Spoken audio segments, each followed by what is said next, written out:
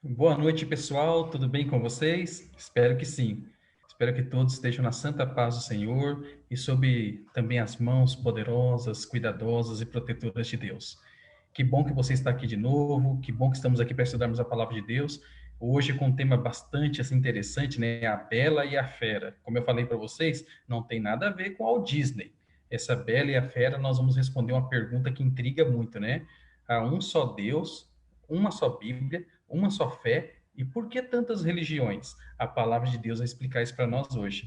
E para começarmos então o nosso estudo, nosso bate-papo, vamos aqui cantar, né? Vou compartilhar com vocês a minha tela aqui para nós louvarmos ao Senhor. Deixa eu compartilhar também o áudio para ficar bem bacana aí. Só um minutinho. Vou tirar aqui o meu áudio também para cantarmos juntos.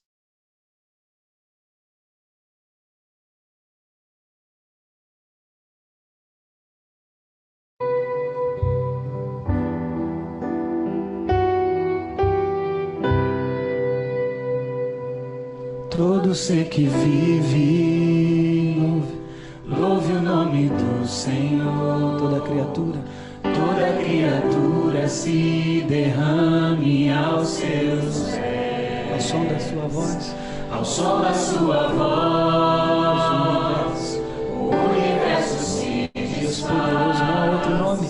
Não há outro nome comparado ao grande eu sou. E mesmo sendo pó, cante. E mesmo sendo pó, com tudo que há em mim, confessarei que céus e terra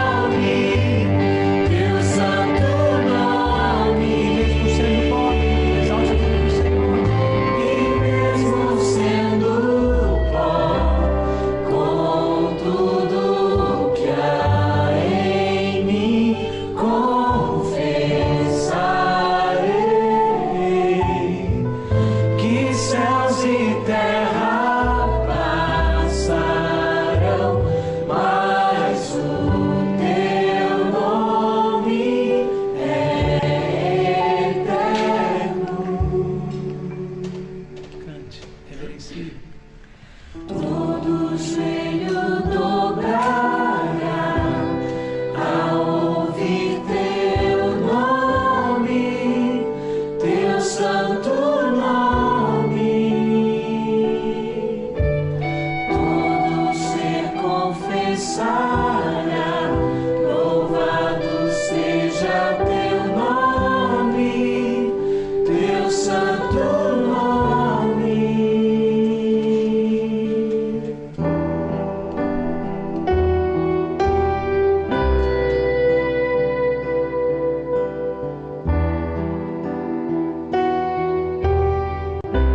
Amém. Deus seja louvado.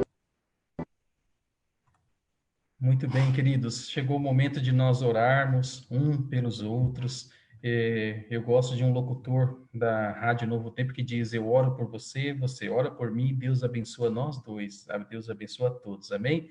Esse é um Deus que ele é rico em misericórdia, em amor, em bênçãos. E este momento de nós orarmos, pedindo para que Deus abençoe a sua vida, a minha e de todos nós, tá bom? Então, você coloca aí o seu pedido seu pedido, seu agradecimento. Nós vamos ler, como temos lido todas as vezes, todos os pedidos, todos os agradecimentos, e vamos interceder pela sua vida, pela sua família, tá bom? Vamos clamar pelos pedidos que vocês estão colocando aí e vamos celebrar pelos agradecimentos que vocês colocam também, que louvamos a Deus por termos motivos para agradecer, e são muitos os motivos para agradecermos, tá bom?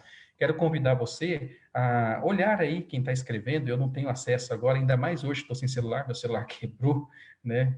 Deu problema, foi lá para especializada, eles vão ver o que vão fazer com o meu celular, vou ficar um tempinho sem celular, né? Mas depois no iPad eu vejo ali os comentários direitinho, os pedidos, agradecimentos, mas você que consegue ver agora quem está pedindo, quem está agradecendo, olha lá, fala para a pessoa: vou orar por você, e ore pela pessoa, que você vai abençoar a pessoa com a sua oração e Deus também vai te abençoar, tá bom? Coloca aí seu pedido, seu agradecimento e vamos interceder a Deus por nós, pelas pessoas e pelo nosso mundo. Feche seus olhos, vamos falar com Deus. Querido Pai, grandioso Deus, agradecemos pela oportunidade de podermos estudar a Tua Palavra. Pedimos, ó Pai, que o Teu Santo Espírito nos dirija e neste momento, ó Pai, de forma especial, queremos agradecer, pois o Senhor é um Deus presente, é um Deus misericordioso, um Deus amoroso e um Deus que nos atende em nossas necessidades. Por isso, queremos colocar diante de Ti cada pedido que está escrito, cada pedido que também está nos corações. Que o Senhor responda conforme o Teu querer. Que o Senhor tenha misericórdia, Pai, daqueles que estão enfermos. Tem misericórdia, Pai, daquelas famílias que estão enlutadas e ajude, ó Pai, que essa pandemia passe logo. Que o Senhor também receba, ó Pai, com louvor, com gratidão, com celebração, os agradecimentos que nós temos que colocar diante de Ti por tudo que o Senhor tem feito, faz e ainda fará em nossa vida. Que o Teu Santo Espírito nos dirija no estudo da Tua Palavra nesta noite, abra nossa mente e nosso coração, tira, ó Pai, do nosso coração o preconceito, tira do nosso coração os sentimentos ruins e que o nosso coração esteja pronto para ser agora preenchido pelo Teu Santo Espírito. Fale ao nosso coração, oramos em nome de Jesus. Amém, Senhor. Amém, queridos. O estudo nosso hoje, eu vou compartilhar com vocês aqui a minha tela, novamente, tá? O nosso estudo de hoje é A Bela e a Fera. Mas como falado, não tem nada a ver com Walt Disney, tá bom? A Bela e a Fera, né? Hoje nós vamos responder aquela pergunta: temos um só Deus, uma só Bíblia, uma só fé, por que tantas igrejas? Tá? Dentre essas igrejas, tem alguma que é verdadeira? Qual seria ela? Então nós vamos falar hoje sobre a igreja verdadeira, tá? Essa Bela e a Fera, como eu estou falando, não é aquele romance infantil lá da Disney. A Bela, no caso, seria a igreja. A Fera seria Satanás atacando a igreja, né? Tá a foto aqui dançando aqui, mas é aquela coisa da Disney, só para chamar a atenção mesmo, né?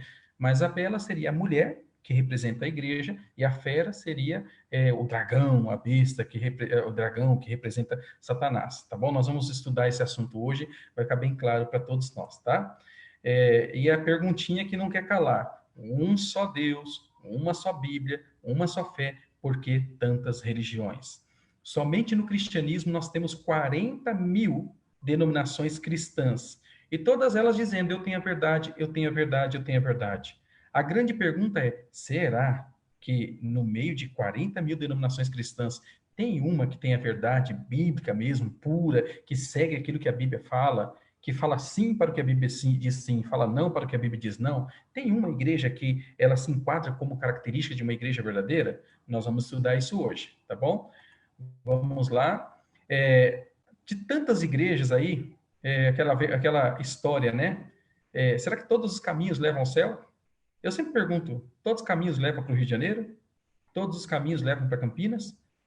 E por que as pessoas falam que todos os caminhos levam ao céu? E de todas essas igrejas, qual igreja é verdadeira? Eu consigo descobrir pela Bíblia uma igreja verdadeira? É o que nós vamos responder hoje, né? Muitas pessoas, queridos, fazem as coisas e não conseguem nem explicar por que fazem. Falam assim, é porque meu pai fazia, meu avô fazia, meu bisavô fazia, e não tem uma explicação, não tem uma resposta lógica para isso, né? É aquela velha história do trilho do bezerro. Não sei se vocês já ouviram falar dessa história, trilho do bezerro, o pessoal da roça conta muito isso, né? Que o bezerro se perdeu e foi andando pelo meio do mato. Para procurar o bezerro, foram lá algumas pessoas com cachorro e foi ali seguindo o trilho do bezerro e fez ali uma picada, né? Aí, nessa picada que estava no meio do mato ali, outros foram cuidar de ovelhas ali e conduzir ovelhas por mesmo caminho ali que o bezerro passou, que o cachorro passou, né? E nisso formou um caminho no meio do mato lá. De repente, depois de muito tempo, as pessoas passando por esse caminho, e elas passam e praguejam, e murmuram, e reclamam, e falam, quem fez esse caminho tão torto? Quem fez esse caminho cheio de curva? Quem fez esse caminho, não sei o quê? Reclamando. Mas não mudava a situação, e conta a história que depois eles foram pavimentar, fazer uma estrada, e fizeram a estrada no Trilho do Bezerro. Olha essa estrada aqui, bem conhecida lá de Santa Catarina, né? Se bem que aqui não tinha jeito de ser sem curva, né? É só uma foto que a gente pegou para colocar aí. Mas olha lá, ao invés de fazer uma reta, foi lá, cheio de curva, né? Como eu estou falando, nessa estrada aqui na Serra de Canastra, lá em Santa Catarina, não tem jeito, que é uma montanhona, tem que ser cheia de curvas mesmo. Mas nessa história do Trilho do Bezerro, é como se tivesse feito uma estrada cheia de curva, onde daria para fazer uma reta. E pergunta para eles, por que vocês passam por essa estrada cheia de curva? Não sei, sempre passamos, meus pais passaram por aqui, meus avós passaram por aqui, essa estrada, desde que me conheço por gente, ela existe, e a gente passa por ali. E você para pensar, meu querido, minha querida, será que a mesma coisa não acontece com relação à religião? Quantas são as pessoas que, se você perguntar para ela por que você segue tal denominação cristã, e ela vai dizer assim, ó, porque meu pai seguiu, meu avô seguiu, meu bisavô seguiu, eu não sei, mas eu sigo também. É a tradição da família, eles falam. Mas será que eu devo seguir uma religião só por causa da tradição da família? Ou eu devo procurar na Bíblia qual é a igreja verdadeira para seguir, qual é o povo verdadeiro para seguir, qual é o caminho certo para seguir? Você já viu uma nota de R$ 25 falsa? Com certeza não, né? Por que não tem nota de R$ 25 falsa? Alguém consegue me dizer? Isso mesmo, não tem a nota de R$ 25 falsa, porque não tem a verdadeira. Só existe nota falsa daquela que é verdadeira. Agora eu pergunto para você, qual é a melhor maneira para que eu possa ficar prevenido de não pegar nota falsa? É juntando um monte de notas falsas aí na praça, estudando bem as características da nota falsa? Não. A melhor maneira de eu me prevenir para não pegar a nota falsa é conhecendo bem qual? A verdadeira. Se eu conhecer bem a nota verdadeira, eu não pego uma nota falsa. Pastor, de onde você quer chegar? Queridos, nós falamos que temos 40 mil denominações cristãs. Todas elas dizendo, eu tenho a verdade. Dentre elas, tem uma verdadeira? A Bíblia vai dizer se sim ou se não. Se você gastasse 6 meses estudando a doutrina de cada igreja para descobrir qual é a igreja verdadeira, você precisaria de 20 mil anos para estudar todas as igrejas. E ninguém vive tudo isso. Então, qual é a coisa mais sábia a fazer? A coisa mais sábia a fazer é, ao invés de eu ficar pesquisando todas as igrejas para ver qual que é a verdadeira e qual é a falsa, eu devo fazer o quê? Vou à Bíblia, e na Bíblia eu estudo as características da igreja verdadeira. Aí é diferente. Pela Bíblia, estudando as características da igreja verdadeira, eu já vou direto na igreja verdadeira, no povo de Deus, sabe? Naquele povo que Deus está conduzindo. Então, ao invés de estudar 40 mil denominações cristãs, eu estudo na Bíblia características da igreja verdadeira. Ficou claro isso? E hoje nós vamos fazer isso, estudar as características da igreja verdadeira. Vejam, queridos, a igreja de Deus, ela sofre muitos ataques de Satanás. O primeiro ataque que Satanás faz à igreja de Deus acontece no céu. É no céu. Nós já estudamos esse assunto. Quando surge o pecado no céu, Jesus expulsa Satanás e seus anjos do céu. Ali tem o primeiro ataque à igreja de Deus, né? Vamos ler aqui Apocalipse, capítulo 12, versículo 1. Aqui diz assim, ó. Diz: E viu-se um grande sinal no céu, uma mulher vestida do sol, tendo a lua debaixo de seus pés, e uma coroa de 12 estrelas sobre a sua cabeça. Hoje nós vamos estudar bastante o livro do Apocalipse aqui, o capítulo 12, e só para você entender, tá, gente? O Apocalipse foi escrito em símbolos, e a própria Bíblia interpreta os símbolos do Apocalipse, tá? Então, essa cena que nós estamos falando aqui está, de uma maneira figurada, representando a verdade da igreja de Deus sendo atacada por Satanás e Deus protegendo a sua igreja. E nós vamos aqui falando dos símbolos. Eu espero que a quarentena acabe antes, mas eu pretendo estudar também Apocalipse com vocês depois que acabar essa série. Mas eu espero que não precise estudar por aqui, que a gente estude pessoalmente lá na igreja, né? Espero que a quarentena acabe antes. Mas vale a pena vale a pena fazer um estudo do Apocalipse, tá? Apocalipse 12:1, então, nós lemos aqui, agora nós vamos decifrando os símbolos, tá bom? E viu-se um grande sinal no céu, uma mulher. Mulher em profecia, ela simboliza igreja, tá? E o Apocalipse apresenta duas mulheres. Ele apresenta a mulher aqui de Apocalipse 12, uma mulher pura, que representa uma igreja pura. E no Apocalipse 17, apresenta uma mulher impura, uma prostituta, que representa a igreja apostatada.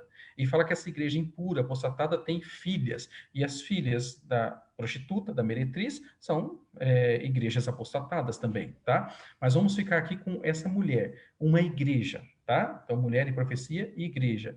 Vestida de sol. Vestida de sol significa que ela está vestida com a justiça de Cristo, tá bom? As vestes dessa igreja é a justiça de Cristo. Tendo a lua debaixo de seus pés, ela está amparada nas escrituras.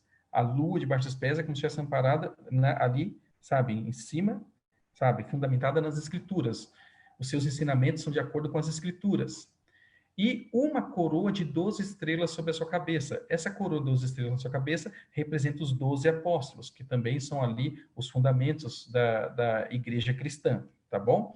Essa mulher aqui, essa igreja, representa a igreja de Deus em todos os tempos, em todas as eras. Não só do tempo de Jesus, mas de todos os tempos, de todas as eras. Agora, quem é o dragão vermelho que João viu em visão nessa guerra contra a igreja? Apocalipse 12, versos 3 e 4, depois versos 7 a 9. Olha o que diz aqui, ó. Lembrando que são símbolos, tá? E nós vamos aqui decifrando esses símbolos aqui, tá bom? E viu-se outro sinal no céu. E eis que era um grande dragão vermelho, que tinha 7 cabeças e 10 chifres, e sobre as suas cabeças 7 diademas.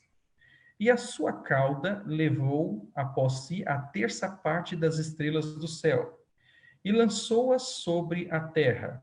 E o dragão parou diante da mulher, que havia de dar à luz, para que, dando à luz, lhe tragasse o filho. Continuando. E houve batalha no céu.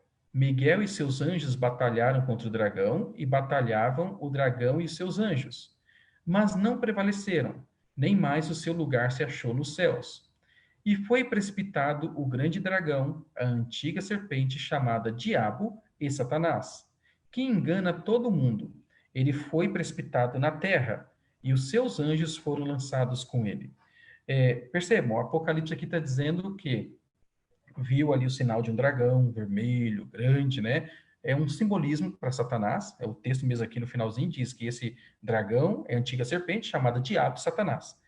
Então, esse dragão, com a sua cauda são enganos, sofismas, sabe? Com a sua cauda arrasta a terça parte dos anjos. E a Bíblia diz que estrelas em profecia são anjos. Apocalipse 1, verso 20 mesmo diz que as estrelas em profecia são anjos. Então, ele arrasta a terça parte dos anjos com ele para o pecado, tá?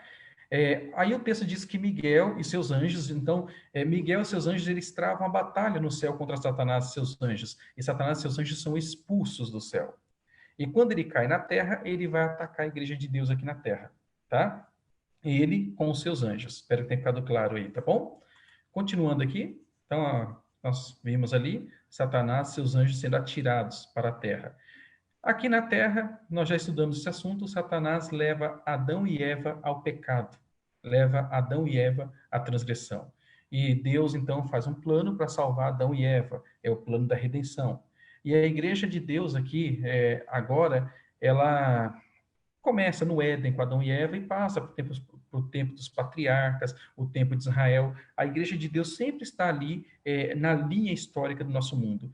Onde tem 2 ou 3 em meu nome, Jesus está ali, né? Então, Adão e Eva adorando a Deus, era a igreja de Deus ali no Éden. Depois eles saíram do Éden e tiveram filhos e mais filhos. E a Bíblia diz que o nome de Deus começou a ser louvado, mas, por outro lado, uma parte dos homens ali, descendentes de Caim, começam a profanar o nome de Deus. Então, a igreja de Deus continua louvando a Deus, mesmo após o pecado, e também começa a surgir ali, com os homens apostatados, com os homens pecaminosos, começa a surgir muitas religiões falsas, pagãs, adoradoras de ídolos, idolatria, tantas coisas mais. Mas a igreja de Deus sempre teve ali ao longo da história, com Adão, Eva, depois com Sete, aí Lameque, Enoque, Matusalém, Noé, Abraão, Isaac, Jacó, depois Israel saindo do Egito, aí Israel, Jesus vem, aí vem a igreja cristã. Então, sempre o povo de Deus esteve nessa terra, tá? Continuando aqui, Satanás, então, ele perde a batalha contra Jesus lá no céu. Agora ele vem fazer o ataque contra Jesus na terra. Olha o que diz Apocalipse 12, versículo 5. E deu à luz um filho, a mulher, a igreja, né? Essa igreja que vem de todo o tempo. Agora, a profecia falava que Jesus ia nascer, então Jesus nasce. Então, deu à luz um filho homem, que há de reger todas as nações com vara de ferro. E o seu filho foi arrebatado para Deus e para seu trono. Vejam, queridos, a igreja, né? Ela agora tem o cumprimento da chegada do Messias. E Jesus nasce de Maria, da Virgem Maria, né? E perceba que já no nascimento de Jesus não tinha lugar para ele, para José, Maria, ali no hotel em Belém. Jesus nasceu numa estrebaria, né? Então já foi mal recepcionado no mundo. Depois, Satanás usa Herodes para querer matar Jesus. E Herodes fica insano e manda matar todas as crianças de 2 anos para baixo, para ter certeza que mataria Jesus. Jesus, então, é levado, o anjo manda José e Maria levarem Jesus para o Egito, e depois volta para Israel, né? Percebam que são ataques que Satanás faz para tentar matar Jesus, porque ele sabia que Jesus era o Salvador. Sabia que Jesus era o Messias. E Jesus vive uma vida de luta, de dificuldade, perseguição, sabe? Todo o tempo o diabo no encalço dele. E, por fim, Jesus morre na cruz. Mas a sepultura não segura Jesus na cruz. Ao 3º dia, Jesus ressuscita, ele dá aquele brado, eu sou a ressurreição e a vida. E Jesus, ele sobe ao céu. Viu que o texto diz que o diabo tenta matar o filho que nasce da mulher, mas que veja que o texto diz que o filho é arrebatado para Deus no céu, significando que Jesus, depois que ressuscitou, ele vai para o céu, né? Então, mais uma vitória de Deus, de Jesus, contra Satanás. Agora, Satanás, então, tentou atacar Deus no céu, perdeu. Tentou atacar Jesus na terra, perdeu. Ele dirige agora a sua fúria, o seu ataque contra quem? Contra o povo de Deus, contra a igreja de Deus. Apocalipse 12, versos 13 e 15, olha o que diz. E quando o dragão viu que fora lançado na terra, perseguiu a mulher que dera à luz o filho homem, tá? O filho homem foi para o céu, Jesus foi para o céu, ele ressuscitou e foi ao céu, está à destra do Pai. Agora ele dirige o ataque contra a mulher que deu à luz ao filho. No caso aqui não é Maria, tá? No caso a mulher que deu à luz ao filho aqui, a igreja, tá bom? A mulher representa a igreja.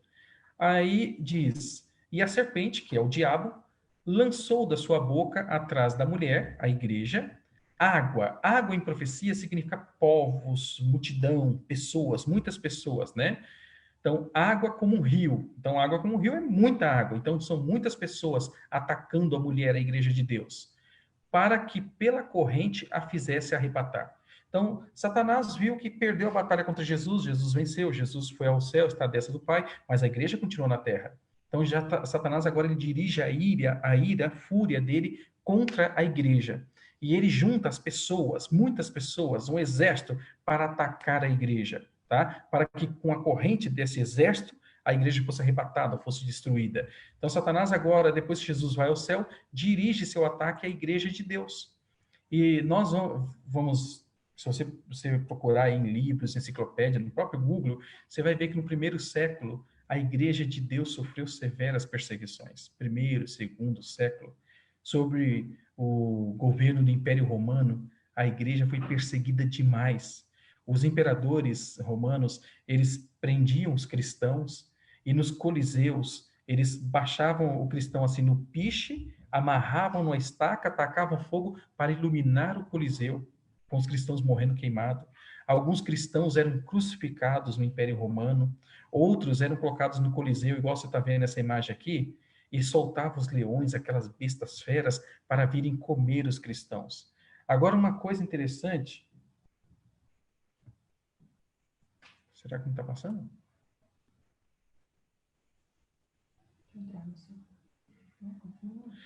Só um minutinho que a minha esposa está acompanhando aqui, diz que não está passando. Vamos ver se a internet caiu, né? Tá. Deu tudo certo. Aquela moça dizendo que não estava passando. Mas então, gente, uma coisa assim interessante é que, normalmente, pensa uma pessoa morrendo ali no Coliseu, com os leões vindo comer a pessoa. A pessoa ia morrer com um cara de espanto, de terror. Mas os cristãos, eles morriam ali, ó, eles se juntavam, todos, orando a Deus, e orando, os leões vinham, abocanhavam eles, e os imperadores tinham costume de descer a arena ali do Coliseu para chutar a cabeça daqueles que morriam lá, né? Só que ele não tinha coragem de chutar a cabeça do cristão, porque quando olhava ali, mesmo o cristão, sabe, morto, mas tinha uma fisionomia de paz. E aquilo mexia muito com o imperador, porque ele, com todo o poder do mundo, não tinha paz nenhuma. E aqueles cristãos morrendo pela boca dos leões e sentindo paz, paz no coração, isso impressionava eles. E nesse período de muita morte de cristãos, foi um período que a igreja cresceu demais. Até historiadores dizem que os imperadores falavam que o sangue do cristão era semente, porque morria um, se convertiam 30. E o cristianismo se espalhou tanto que tomou conta do Império Romano.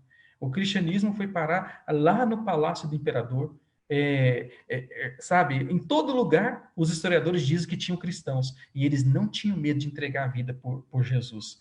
E Satanás usava o Império Romano, usava os judeus para perseguir e maltratar os cristãos. Eles morriam dando testemunho da fé deles. E esse foi mais um ataque que Satanás perdeu, né?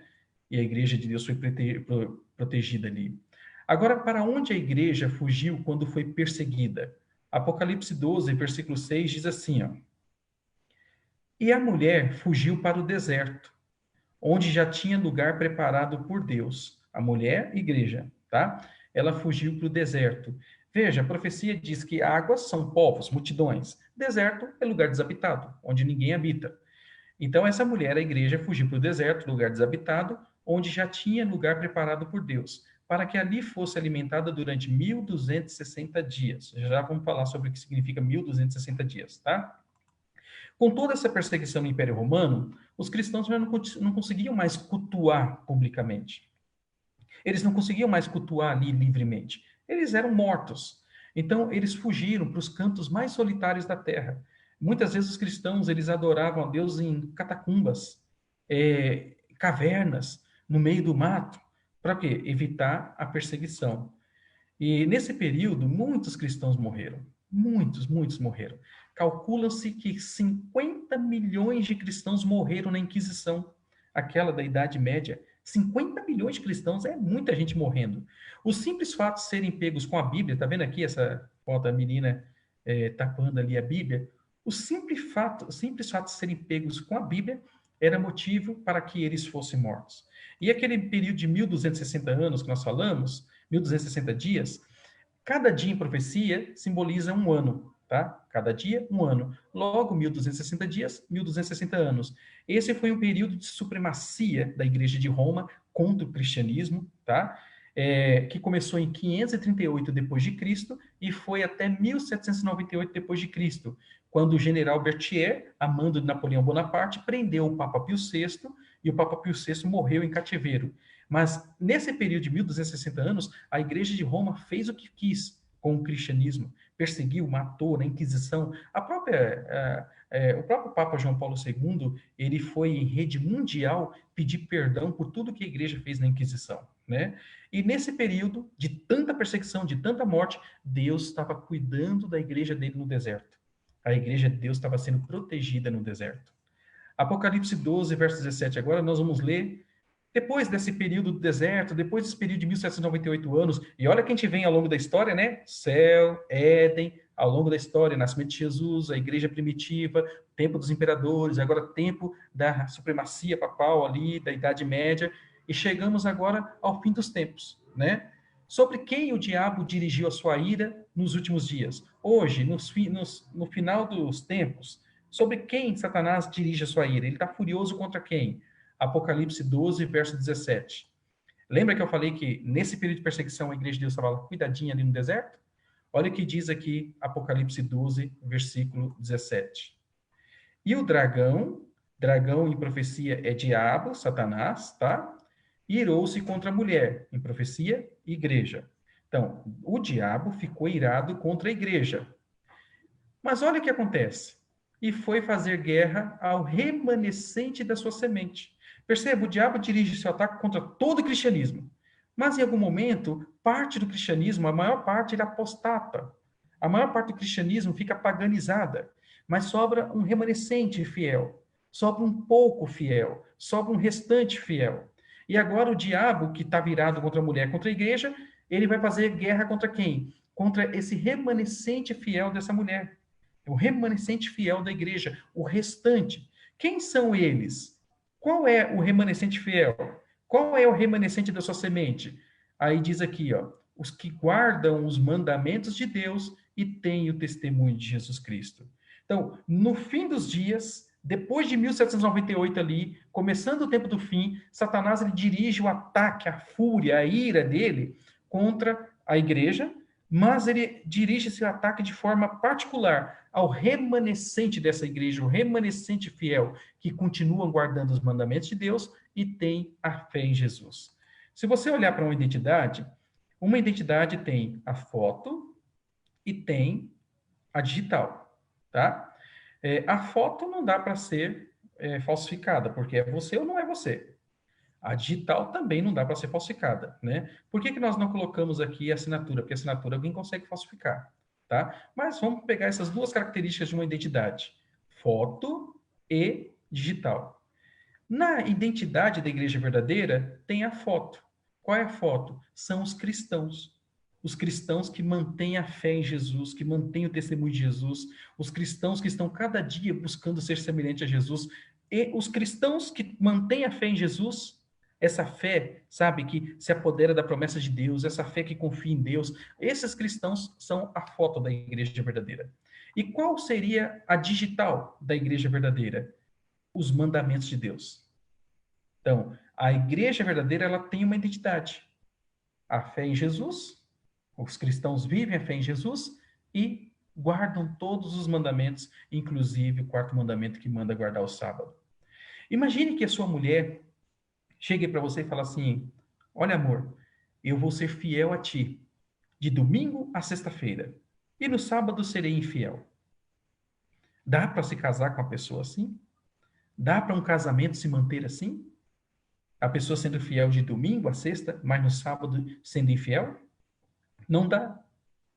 E veja, se num relacionamento humano não dá para continuar quando um decide ser infiel, imagine um relacionamento para com Deus. Imagine uma igreja que diga, olha, eu vou ser fiel a Deus de domingo a sexta, mas no sábado eu serei infiel. Veja, essa igreja que decide ser infiel no sábado, ela não tem as características da igreja verdadeira de Apocalipse 12. Essa igreja que decide ser infiel no sábado, ela tem as características da igreja de Apocalipse 17.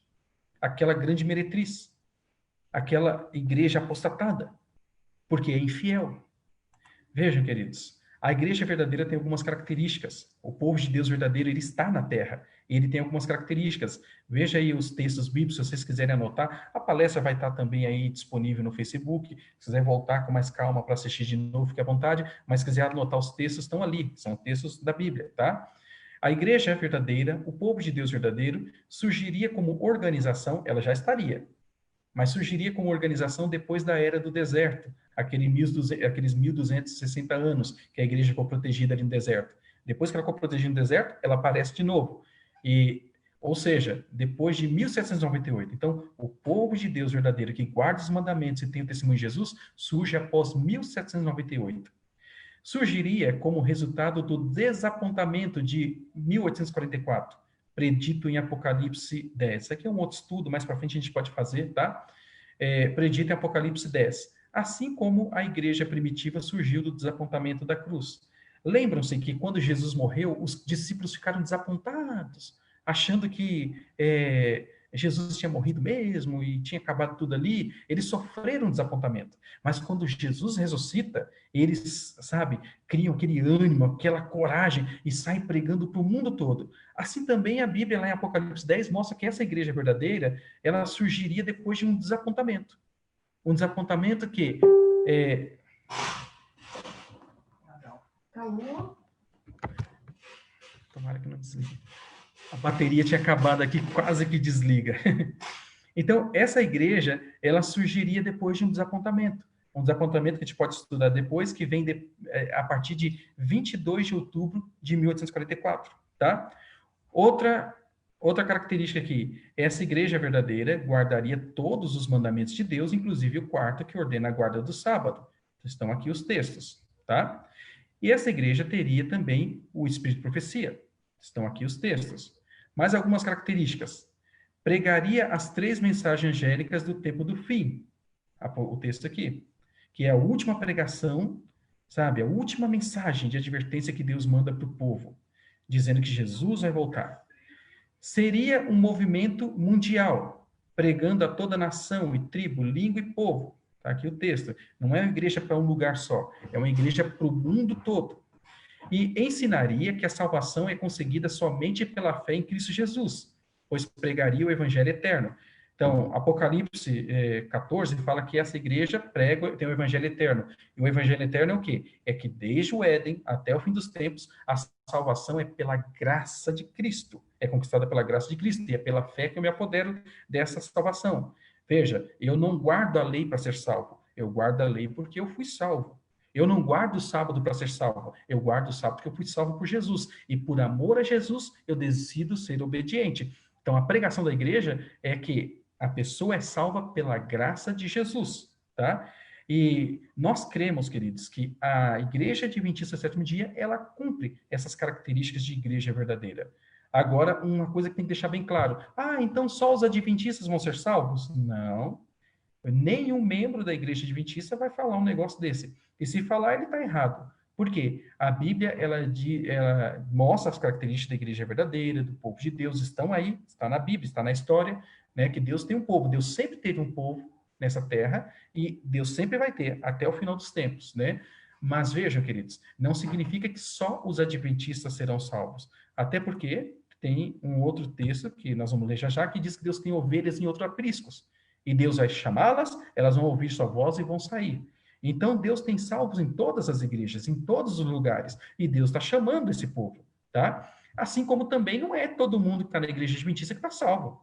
Tem muita gente que está na igreja adventista que vai se perder, porque a igreja não salva ninguém. Quem salva é Jesus. Mas os salvos vão querer estar na igreja, e se eles conhecem a igreja verdadeira, eles vão querer estar na igreja verdadeira, tá? Mas Deus tem salvos em todas as igrejas. E como nós vamos ler já, um texto que Deus diz que tem ovelhas em outros apriscos, e elas ouvirão sua voz e sairão, tá? Mas nós cremos que a igreja de 27º dia cumpre essas características do povo de Deus remanescente fiel nos últimos dias. Agora, qual é o conselho de Pedro? Quando você descobre as características da igreja verdadeira, quando você descobre as características do remanescente fiel, qual é o conselho que Pedro deu lá no passado e dá para você hoje? Atos 2, 37 a 38. Pedro aqui diz o seguinte, ó, Atos 2, 37 a 38. E ouvindo eles isto, Pedro tinha feito um belo sermão, uma pregação maravilhosa, o povo ficou espantado quando ouviu aquela pregação. Então, ouvindo eles isto, compungiram-se em seu coração e perguntaram a Pedro e aos demais apóstolos, que faremos, homens, irmãos? O que faremos, irmãos? E disse-lhes Pedro: arrependei-vos e cada um de vós seja batizado em nome de Jesus Cristo, para perdão dos pecados, e recebereis o dom do Espírito Santo. Pedro fez um tremendo sermão, falando que Jesus havia morrido, ressuscitado para salvar as pessoas. A igreja de Deus estava ali, dando continuidade à pregação com os apóstolos, e a mensagem tocou no coração, e as pessoas disseram: que vamos fazer então? E Pedro disse: se arrependam, sejam batizados em nome de Jesus Cristo, para seus pecados serem perdoados, e recebereis o dom do Espírito Santo. Por que Pedro fala para eles serem batizados? Porque o batismo é a porta de entrada para a igreja de Deus. O batismo é uma demonstração pública de que você aceitou a Cristo e você quer pertencer ao povo de Deus. Por isso você vai ser batizado. Vai ser batizado em nome de Cristo, vai ser batizado para perdão de todos os seus pecados e receber o dom do Espírito Santo. Então, quando você descobre a igreja verdadeira, quando você descobre o remanescente fiel, o que Deus espera de você é que você se arrependa, seja batizado, receba o perdão dos pecados e passe a fazer parte do remanescente fiel. Essa é a vontade de Deus para a sua vida. Tá? Mas, pastor, eu estava em outra igreja, A, B, C, D. Você é uma ovelha de Deus que está em outro aprisco, você está ouvindo a voz de Deus, você está ouvindo a voz do Espírito Santo, ele está falando para você: sai, vem para o meu povo, vem para o meu aprisco. Ele está chamando você. Jesus diz: elas ouvirão a minha voz e sairão. Elas ouvirão a minha voz e sairão. E Jesus diz: as minhas ovelhas conhecem a minha voz, elas me ouvem e elas me obedecem. Agora, as ovelhas que não são de Jesus não ouvem e vão se perder nas igrejas apostatadas. Agora, o povo de Deus não. Eles ouvirão a voz de Deus e sairão. Como que eu demonstro a minha confiança no banco? Eu demonstro minha confiança no banco colocando meu dinheiro lá. Como eu demonstro a minha confiança no médico? Deixando ele fazer uma cirurgia em mim. Como que eu demonstro a minha confiança numa igreja? Sendo batizado nela. Se eu creio que aquela igreja ensina a verdade, se eu creio que aquela igreja ensina a Bíblia, se eu creio que aquela igreja tem as características da Bíblia, eu confio em Deus e confio naquela igreja, eu me batizo nela. Eu não fico, arrumando desculpa. Eu confio, eu me batizo. Mas, queridos, aqui tem um ponto importante que eu quero falar com vocês. Alguns falam: mas pastor, eu estou na minha igreja, eu sou sincero. Queridos, sinceridade é bom, mas sinceridade não salva ninguém. Conta uma história da senhora Ferguson. Ela amava muito o esposo. E um dia o esposo estava para chegar em casa e ela se apressou para preparar uns biscoitos, uns cookies deliciosos. Quando o senhor Ferguson chegou em casa, ela deu para ele o biscoito, ele comeu e imediatamente caiu morto. Depois ela foi perceber que ela havia cometido um erro. No lugar do açúcar, por distração, ela colocou veneno. Ela era sincera, ela amava, mas ela estava sinceramente errada. E o erro dela custou a morte do Sr. Ferguson. Conta-se a história também de uma técnica em enfermagem, que ela aplicou 3 injeções. Depois de receberem essas 3 injeções, as pessoas estavam passando mal, muito mal, muito mal. Chamou o médico, quando o médico chegou, não tinha o que fazer. As 3 pessoas morreram. Ela era sincera, mas ela estava sinceramente errada. E, sinceramente errada, ela matou 3 crianças. 3 crianças. Veja, queridos. Também conta a história de uma pessoa que viu um rio e decidiu mergulhar. Ela era sincera, acreditando que tinha profundidade suficiente para mergulhar. Mas o rio não tinha ali mais que 1 palmo, 2 palmos de água. E a pessoa arrebentou a cabeça na pedra e morreu. Ela era sincera, mas estava sinceramente errada. Por que eu estou dizendo isso para você? Você talvez diga assim: olha, eu estou na minha igreja, mas eu sou sincero. É bom ser sincero. Mas se a pessoa estiver sinceramente errada, se ela estiver sinceramente no erro, ela vai se perder. Deus vai cobrar isso dela. Você tem que ser sincero, mas você tem que ser sincero na verdade. Queridos, nós estamos falando de procurar não qualquer igreja, não uma igreja, aqui e ali e acolá. Nós estamos investigando na palavra de Deus, procurando a igreja verdadeira. A igreja de Deus que guarda os mandamentos e tem a fé em Jesus. Como nós falamos, uma igreja que não guarda os mandamentos, ela não pode ser igreja verdadeira. Uma igreja que é infiel no sábado não pode ser igreja verdadeira. Talvez todas as doutrinas que estudamos até agora não estão tão claras ainda na sua mente, mas o Espírito Santo, o Espírito da verdade, vai te guiar toda a verdade e vai tornar tudo claro. Mas hoje Deus está falando para você assim, olha, eu tenho um povo nessa terra e eu quero que você faça parte do meu povo. E se você é sincero, você vai ouvir minha voz e vai sair. Olha o texto que eu falei para vocês. Vou até colocar para baixo aqui, ó, para você ler todinho o texto, tá? Ainda, Jesus falando, ainda tenho outras ovelhas, não neste aprisco. A mim me convém reuni-las. Deus tem outras ovelhas em outras igrejas. E ele vai buscar essas ovelhas. Ele vai reuni-las. Deus vai reunir o seu rebanho, vai reunir o seu povo. E Jesus diz: as minhas ovelhas conhecem a minha voz. E elas ouvirão a minha voz e sairão. Elas virão. E eu pergunto para você: você é uma ovelha de Jesus? Você está ouvindo a voz de Jesus? Você está reconhecendo a voz de Jesus? E agora, você vai ficar no outro aprisco ou vai vir para o aprisco do Senhor? Ou vai vir para o rebanho do Senhor? Ou vai vir para a igreja do Senhor? Ou vai vir para o povo do Senhor? A decisão é sua. Se você confia no banco, você põe seu dinheiro lá. Se você confia no médico, você deixa ele te operar. E se você confia em Deus e que ele tem uma igreja, um povo nessa terra, você se batiza nessa igreja. Você se une a essa igreja. Você fica nessa igreja se preparando para ver Jesus voltar e ajudando a preparar outros. E eu quero perguntar para você, meu querido, minha querida. Quantos querem estar na igreja de Deus, no rebanho de Deus, no povo de Deus? Eu quero que você escreva aí, ó, eu quero estar no rebanho de Deus. Eu quero estar na igreja de Deus. Eu quero fazer parte do povo de Deus. Escreve aí na mensagem. Se eu estou falando para você que ainda não faz parte da igreja adventista sétimo dia, se eu estou falando para você que ainda não foi batizado na igreja adventista sétimo dia, e você está sentindo o Espírito Santo falar no seu coração, você está ouvindo a voz de Deus, você está sentindo, sabe, um ardor no coração ali, queimando, e é o Espírito Santo falando com você. E se você deseja se unir ao povo de Deus, se você deseja se unir ao remanescente fiel, se você deseja ser batizado na igreja adventista sétimo dia, eu quero fazer um desafio maior para você. Algum amigo convidou você para assistir essa série de estudos. Então você vai entrar em contato com seu amigo e vai dizer, ó, eu quero me unir à igreja adventista sétimo dia. Eu quero ser batizado. Como eu faço para me unir à igreja adventista sétimo dia? E seu amigo vai te explicar como fazer. Ou, se você quiser, você pode entrar no meu Facebook e mandar uma mensagem direta para mim. Pastor, eu creio que Deus está me chamando. Eu ouvi a voz de Deus, Ele está me chamando e eu vou. Pastor, eu quero me unir à igreja adventista sétimo dia.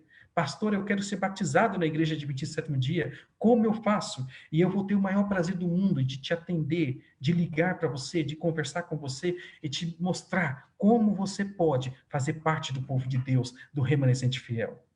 E aí? Por que te demoras? Sabe, não perca tempo. Escreva lá. Eu quero pertencer ao povo de Deus. Eu quero pertencer à igreja de Deus. Eu quero pertencer ao rebanho de Deus. E assim, queridos, Deus vai terminar de reunir todo o seu povo de todos os cantos. E nós todos iremos para o céu. E lá no céu, não vai ter divisões de igrejas. Alguns pensam que vai ter um céu para os batistas, um céu para o católico, um céu para o adventista, um céu para o presbiteriano, um céu para o assembleiano, um céu para o universal. E não. No céu não vai ter essa infinidade de igrejas. No céu, nós teremos um só rebanho de um só pastor, Jesus Cristo.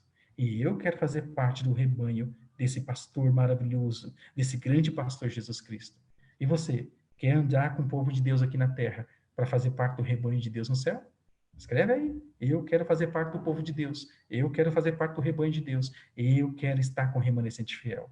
E se esse é o seu desejo, eu quero convidar você a fechar os olhos e nós iremos fazer uma oração. Oremos. Senhor, grandioso Deus, nosso Pai, agradecemos por esse estudo de hoje, Senhor. Agradecemos, pois o Senhor sempre teve o teu povo nessa terra. e o Senhor sempre terá o teu povo para toda a eternidade. Agradecemos, pois o Senhor protegeu o teu povo dos ataques do maligno. E agradecemos, pois ainda hoje o Senhor protege o teu povo de todas as perseguições. E agradecemos, ó Pai, pois o Senhor está preparando o teu povo, a tua igreja, para o reino celestial.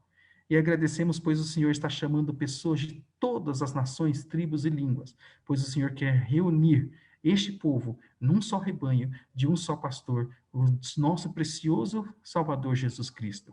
E nós agradecemos pelas decisões que estão sendo tomadas nesse momento, Pai. Eu, como muitos outros, decidimos que queremos ficar no rebanho do Senhor, queremos ficar no remanescente fiel, queremos ficar com o povo do Senhor.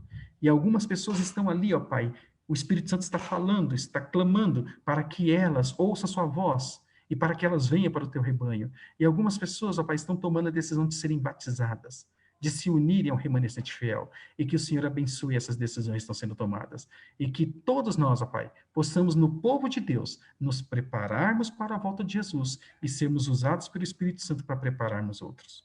Nós oramos agradecidos por tão grande salvação que recebemos em Cristo Jesus, e oramos em nome de Jesus. Amém, Senhor. Amém. Amém, queridos. E ó, domingo não perca, viu? Olha o tema de domingo. Quem é o maior pecador dessa cidade? Nós vamos domingo falar sobre esse assunto. Quem é o maior pecador dessa cidade? Você vai descobrir isso no domingo às 7 horas da noite, tá bom? Que Deus te abençoe, tenha uma boa noite, um bom restante de semana e até domingo, se Deus quiser. Um grande abraço a todos.